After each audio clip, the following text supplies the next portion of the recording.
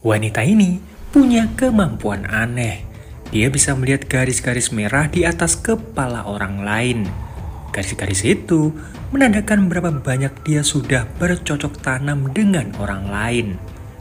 Di balik kemampuan uniknya ini, ada banyak sekali kasus-kasus kematian dan juga pembunuhan misterius yang terjadi. Misteri apa yang sebenarnya terjadi di balik garis-garis aneh ini? Dan inilah Iceline.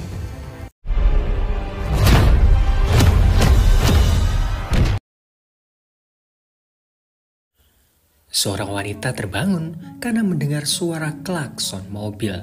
Dia mencoba untuk mengintip dari balik jendela. Terlihat di atas mobil itu ada banyak sekali garis-garis merah, sementara perempuan yang di sebelahnya hanya ada satu. Perempuan itu lalu melihat ke arah orang lain. Dia juga melihat garis serupa. Ternyata garis merah yang ada di atas kepala orang-orang ini adalah tanda mereka pernah berhubungan badan dengan orang lain. Semakin banyak garisnya, artinya semakin banyak yang tidur dengan mereka. Oh Hyun punya kemampuan ini sejak kecil, tapi baginya kemampuan ini adalah kutukan. Oh Hyun pernah menggambar tentang garis merah itu.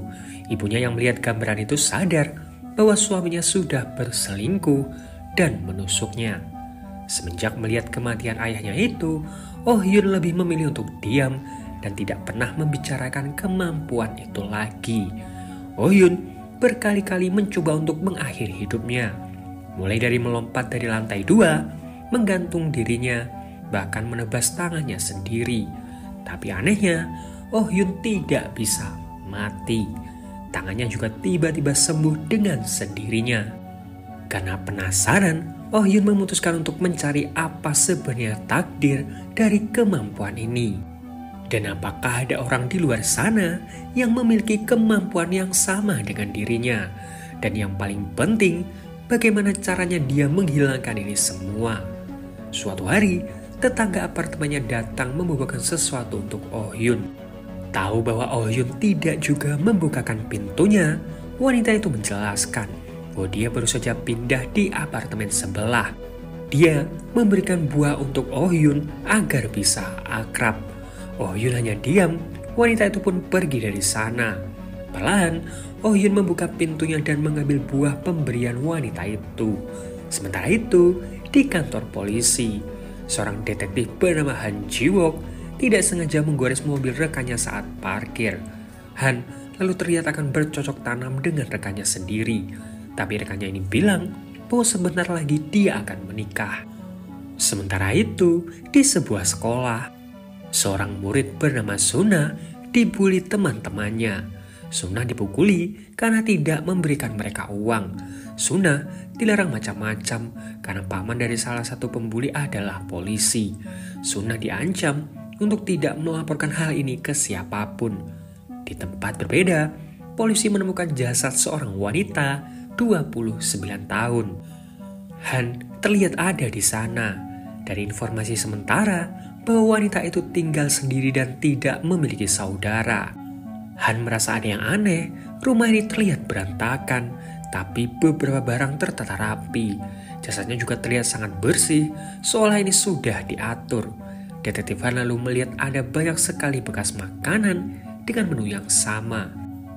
Rekannya lalu bilang bahwa penghuni lantai 1 melihat ada pria memakai helm hitam yang keluar dari sana di tengah malam. Pria itu terlihat seperti mengantar makanan.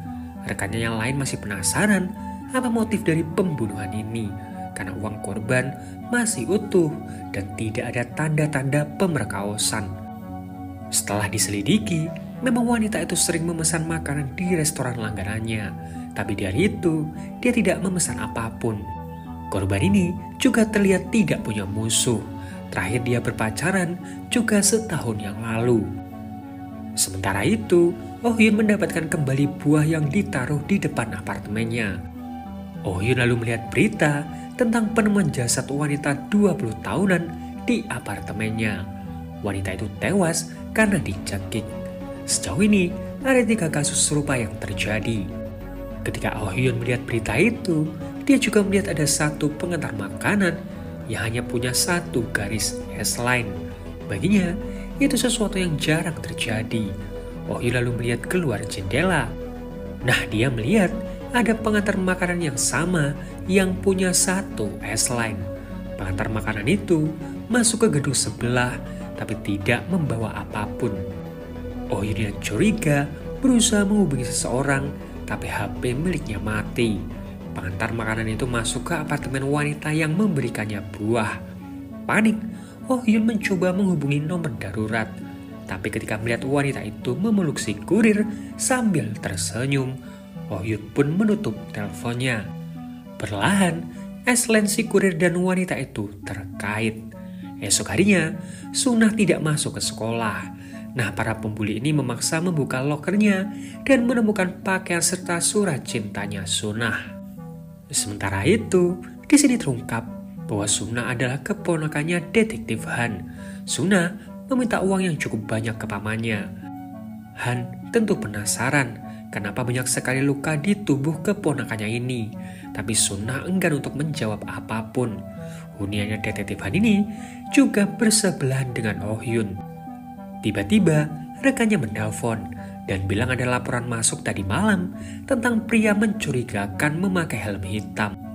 Padahal penyelidikan tentang pria berhelm hitam itu belum disebar. Laporan itu berasal dari daerah Sinwudong, tepatnya di gedung B. Han tentu kaget karena itu gedung di seberang apartemennya. Han semakin penasaran, apalagi dia sadar ada jendela di apartemen sebelah yang dari dulu tertutup, tapi tiba-tiba terbuka. Detektif Han mengetuk huniannya Oh Hyun. Oh Hyun bingung karena melihat banyak sekali S-line di kepalanya Han. Seorang pria yang lewat bilang bahwa wanita di apartemen itu jarang sekali untuk keluar. Bahkan sampahnya saja ada orang yang mengambilnya. Han lalu menjelaskan bahwa dia datang karena laporan semalam. Oh Hyun membukakan pintunya. Dia bilang bahwa ternyata dia salah sangka. Tadi malam, dia melihat ada banyak sekali kasus pembunuhan yang akhir-akhir ini terjadi dan curiga ke pengantar makanan yang tidak membawa apapun dan masuk ke hunian wanita yang baru pindah di gedung sebelah. Tapi ternyata mereka berpacaran. Malam harinya, seorang kurir datang ke gedungnya Oh Hyun mengantarkan sesuatu. Oh Hyun yang mendengar suara mencoba untuk mengintip. Oh Hyun melihat kurir itu hanya memiliki satu S-line. Sementara itu, Sunah dihubungi Hyesi, ketua dari pembuli yang memintanya untuk datang besok.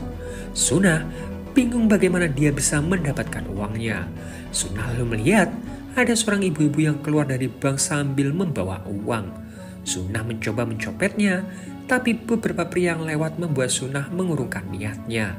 Sunah lalu melihat ada 3 pria yang seperti dia kenali, dan salah satunya adalah orang yang disukai Sunah.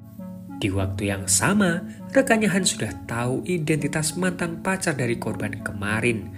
Namanya adalah Jongmin yang merupakan seorang guru SMA. Jongmin juga tinggal di dekat sana. Beberapa minggu yang lalu, korban terlihat pergi ke tempat gym bersama Jongmin. Ketika melihat fotonya Jongmin, Han baru sadar bahwa pria ini adalah pria yang memberitahunya tentang Oh Hyun. Tiba-tiba, Han mendapatkan telepon. Dia langsung buru-buru untuk pergi. Han pergi ke rumah sakit karena ayahnya tiba-tiba menghilang. Untungnya, Han berhasil menemukan ayahnya yang terlihat linglung dan akan melompat dari rooftop. Sementara rekannya Han pergi ke apartemennya Jongmin. Bel dibunyikan, tapi tidak ada yang membukakan pintu. Ternyata pintunya tidak ditutup. Rekannya Han itu mencoba untuk masuk. Han dihubungi. Nah, rekannya ini masih belum tahu kalau Jongmin ada di belakangnya. Jongmin memukulnya. Han langsung buru-buru pergi dari sana. Ternyata Jongmin ini adalah kurir yang punya satu S-line. Dan S-line-nya itu terhubung dengan wanita yang memberikan Oh Hyun buah waktu itu. Oh Hyun yang melihatnya langsung mengambil pisau dan mencoba menyelamatkan wanita itu. Tapi dia takut bahkan hanya untuk keluar dari apartemennya. Oh Hyun sempat melihat kaki dari Jongmin, tapi dia tiba-tiba pingsan. Oh Hyun seolah melihat ibunya. Sementara wanita itu membukakan pintunya. Mengira itu pacarnya, wanita itu mempersilahkannya masuk. Tapi ketika Jongmin membuka helmnya, wanita itu kaget. Tapi dia kenal dengan Jongmin karena mereka pernah tidur bersama. Plot twistnya lagi, ternyata Jongmin juga bisa melihat S-Line. Jongmin mencekiknya, Oh Hyun datang mencoba untuk menghentikannya. Oh Hyun gemetar, Jongmin bisa dengan mudah merebut pisau itu dan menusuk Oh Hyun. Di luar, Han terlihat datang, sementara wanita itu berusaha menyelamatkan diri. Hal itu membuat kacamatanya Jongmin ini terjatuh. Di waktu yang sama, Han masuk ke huniannya Oh Hyun dan melihat banyak sekali garis-garis merah di dinding. Han penasaran apa maksud dari semua ini. Han lalu mendengar suara teriakan. Dia melihat Jongmin yang menyerang wanita itu. Oh Hyun bangkit, sementara Han bersiap untuk menembak. Ketika Oh Hyun menusuk kakinya Jongmin, Han juga langsung menembak Jongmin. Beberapa saat kemudian, polisi dan tim medis datang. Untungnya, Oh Hyun masih selamat. Sebelum Jongmin tewas, Oh Hyun sempat mendengar bahwa tadi Jongmin bicara soal garis-garis merah. Dia penasaran apakah karena kacamata yang digunakan oleh Jongmin. Han menyarankan Oh Hyun untuk pergi ke rumah sakit, tapi Oh Hyun menolak. Suna lalu datang. Ternyata Suna ini mengenali Oh Hyun, tapi masih belum dijelaskan karena apa. Di rumah, Han mencoba bertanya apa yang terjadi dengan keponakannya, tapi Suna memintanya untuk tidak ikut campur. Suna lalu bertanya kenapa Oh Hyun ada di depan apartemen mereka. Ternyata dulu Oh Hyun ini teman seangkatannya Suna. Dulu ibunya membunuh ayahnya Oh Hyun dan melarikan diri. Esok harinya Oh Hyun mulai berpikir apakah S-Line yang sering dia lihat itu adalah takdir agar Oh Hyun bisa menyelamatkan nyawa orang-orang. Nomor tidak dikenal mengirimkan pesan yang bilang bahwa dia punya kemampuan yang sama dengan Oh Hyun. Orang itu meminta Oh Hyun untuk datang ke sekolah.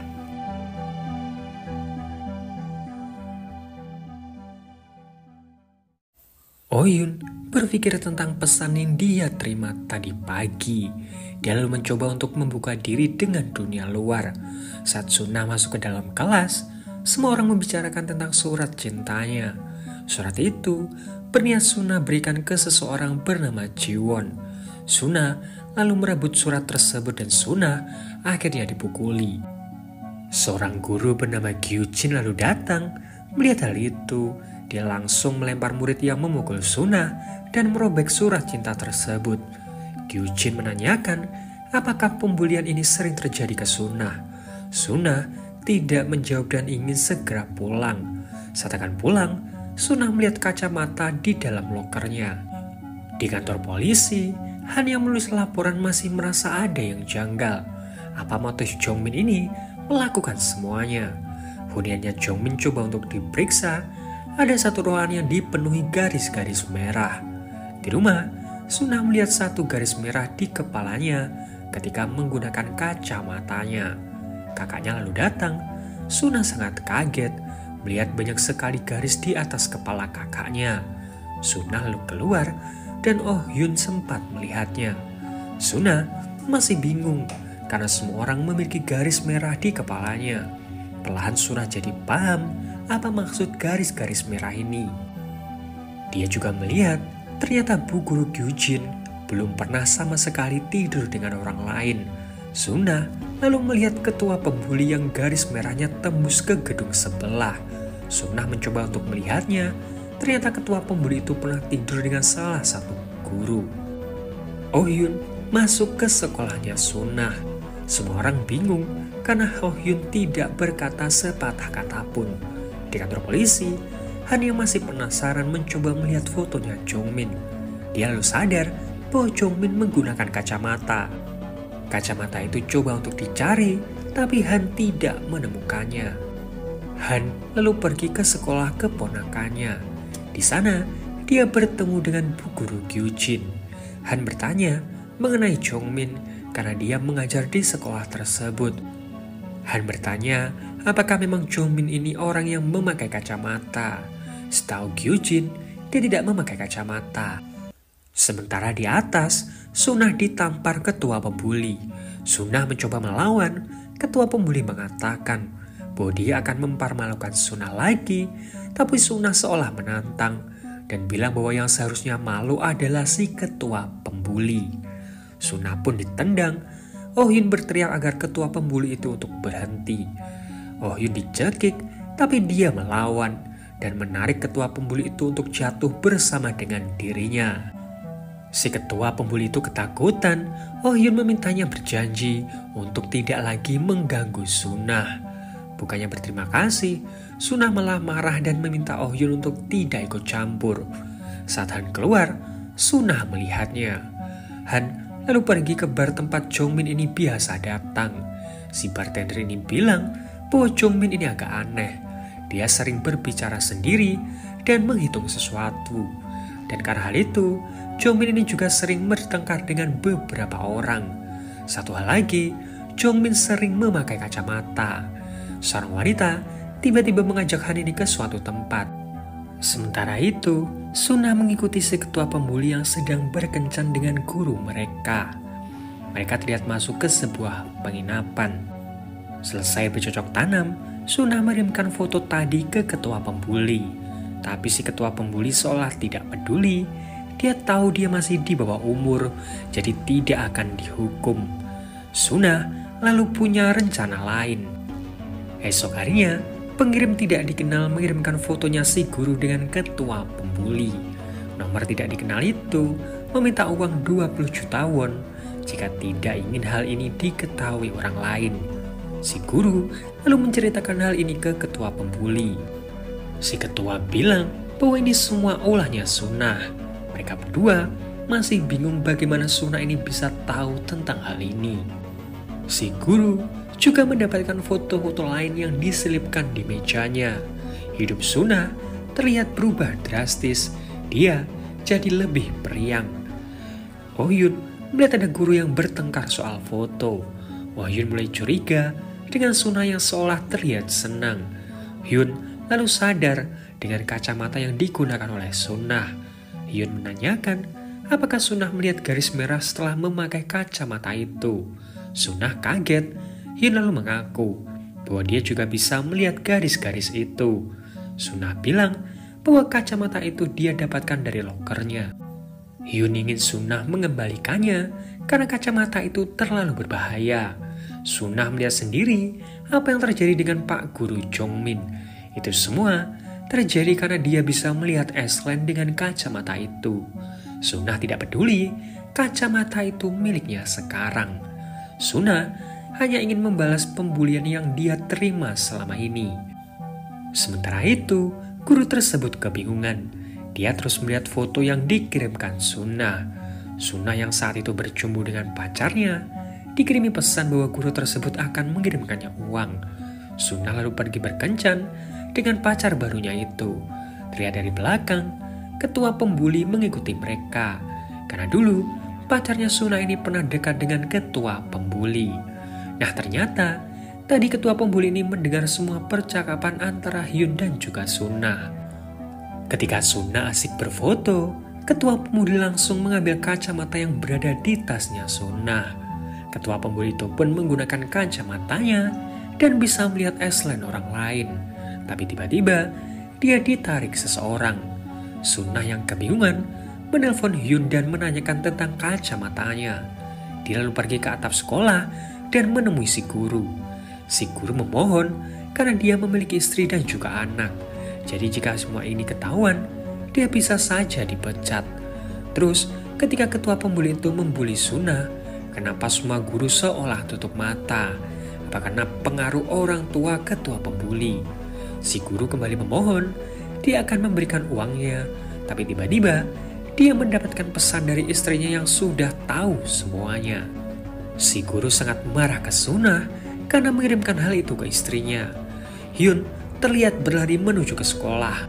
Tapi dia melihat Sunah yang terjatuh dari lantai atas.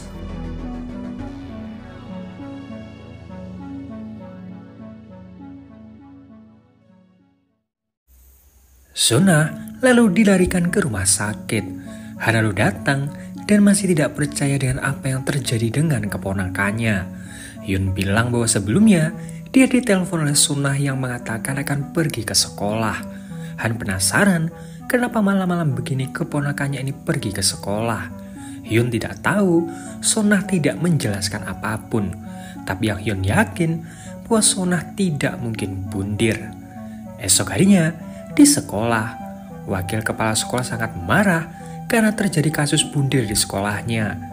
Dia bahkan sempat berdebat dengan seorang guru karena si wakil kepala sekolah ini malah menyalahkan murid-murid atas kejadian ini. Para guru ini juga bingung kenapa sampai jam segini guru bahasa tidak juga datang. Sementara itu, seorang guru bernama Kim gagal melangsungkan pernikahannya. Dia lalu pergi ke apartemen kakaknya untuk menginap selama seminggu sebelum dia pindah ke Kanada. Sementara itu, Hyun masih penasaran kenapa Sunah melompat dari atas gedung. Nah tiba-tiba, seorang murid datang dan bilang bahwa Sunah tidak mungkin sampai bundir. Apalagi di hari yang sama, ketua pembuli itu juga tidak masuk ke sekolah. Murid ini yakin kejadian ini pasti juga ada hubungannya dengan ketua pembuli. Murid itu lalu memperkenalkan dirinya. Dia adalah Lee Kyu-jin. Di saat Lee menjelaskan, Hyun sempat kaget ketika melihat murid pria menggunakan kacamata yang sama dengan yang digunakan oleh Sunah. Hyun lalu mencobanya, tapi ternyata itu hanya kacamata biasa. Ternyata kacamata yang biasa dipakai Sunah ada di mejanya Pak Kim. Pak Kim yang bingung mencoba bertanya ke Bu Guru Kyu-jin tentang kacamata tersebut. Tapi Bu Guru Kyu-jin tidak tahu itu kacamata siapa. Dia lalu meminta Pak Kim untuk mencobanya, siapa tahu kacamata itu cocok dengannya. Kacamata itu pun dicoba. Pak Kim kaget ketika melihat garis-garis merah di kepala orang-orang. Apalagi ketika Han ini datang. Bu Kyu-jin meminta maaf, dia merasa bertanggung jawab sebagai wali kelas. Han bertanya di mana murid yang suka membuli Sunah. Bu Kyu-jin bilang bahwa murid itu juga tidak masuk ke sekolah. Han lalu ingin bertemu dengan murid yang ada di HP-nya Sunah ini. Han lalu menemui murid itu yang bernama Jiwon. Jiwon bilang bahwa dia dan juga Sunah ini tidak memiliki hubungan. Mereka hanya keluar karena Sunah yang lebih dulu mengajaknya. Han bertanya, apakah ada yang aneh ketika kalian ini berkencan? Jiwon ingat ketika selesai berfoto, Sunah ini seperti kebingungan mencari sesuatu. CCTV pun diperiksa. Di sana Han melihat seseorang yang mengambil tas keponakannya. Han menelusuri di mana perginya orang itu. Sementara itu, Pak Kim bingung melihat satu S-line di kepala kakaknya dan banyak sekali S-line di kepala kakak iparnya. Si kakak ipar ini bertanya, kenapa Kim ini gagal menikah? Kim menjelaskan bahwa sebelumnya dia ini tinggal serumah dengan calon istrinya. Ketika Kim pulang lebih awal, dia malah melihat calon istrinya tidur dengan temannya sendiri. Entah mengapa, mendengar cerita itu, kakaknya terlihat menyimpan sesuatu. Beberapa saat kemudian, Kim dan juga kakak iparnya keluar. Di lift, Kim melihat S-line kakak iparnya ini terhubung di lantai 4 apartemen mereka. Kecurigaan itu semakin menjadi-jadi ketika mereka kembali. Kakak iparnya ini tidak sengaja memencet lantai 4, padahal mereka tinggal di lantai 10. Kakak iparnya juga asik membalas pesan dari seseorang. Kim pun ingin mengetahui kemana S-line kakak iparnya ini mengarah. Dia diam-diam memencet lantai 4 saat kakak iparnya ini sedang asik dengan HP-nya. Pintu lift terbuka. Kim buru-buru melihat ke arah mana S-line ini terhubung. Tapi ketika akan keluar, kakak iparnya mengingatkan bahwa mereka tinggal di lantai 10. Esok harinya, Han berdebat dengan atasannya untuk menyelidiki kasus keponakannya ini karena dia yakin bahwa ini bukanlah kasus bundir. Tapi menurut keterangan dokter, tidak ada luka bekas paksaan atau apapun. Ditambah lagi, di sekolah, Sunah ini sering dikucilkan. Pihak yayasan sekolah juga tidak ingin kasus ini dibesar-besarkan. Di sekolah, Bu Guru Kyu-jin yang melihat Pak Kim menggunakan kacamata langsung memujinya. Pak Kim lalu melihat ada S-line di antara para guru yang terhubung. Jadi, bisa dibilang mereka ini berselingkuh. Pak Kim lalu bertanya, apa pendapat Bu Guru Gyujin ini jika melihat orang yang berselingkuh? Bu Gyujin malah menjawab, dia akan melihat semuanya sampai akhir. Dia menikmati drama itu layaknya dia melihat drama di TV. Siang harinya, saat di apartemen, Kim menemukan paket. Paket itu diantarkan ke apartemen kakaknya, tapi kakaknya bilang bahwa itu paket milik unit 401. Paket-paket itu selalu salah dikirim ke unitnya. Kim lalu bilang dia akan mengantarkannya sendiri ke sana. Kim mulai berpikir, apakah ini unit tempat Aslan kakak iparnya ini terhubung? Saat Kim akan memencet bel, ada seorang wanita cantik yang keluar dari lift sambil menelpon seseorang dan membawa beberapa belanjaan. Kim langsung memeriksa kotak surat apartemen di situ dan dia tahu bahwa wanita tadi bernama Chailin. Sore harinya, Kim memperingati hari kematian ibunya. Dia menanyakan ke kakaknya di mana si kakak ipar. Si kakak bilang bahwa suaminya ini bekerja dan mungkin akan pulang 3 hari lagi. Esok harinya, sekolah jadi heboh karena foto si guru bahasa dengan ketua pembuli viral di situs sekolah. Guru bahasa itu juga ditemukan tewas di dalam mobilnya. Di sebelahnya ada surat wasiat sekaligus permintaan maaf atas apa yang sudah dia lakukan, yaitu berselingkuh dengan muridnya sendiri. Perkiraan mayat si guru itu sudah 3 hari. Han merasa si guru ini tidak mati di sana, melainkan mayatnya dibawa ke tempat parkir tersebut. Siang harinya, Han menemui Hyun.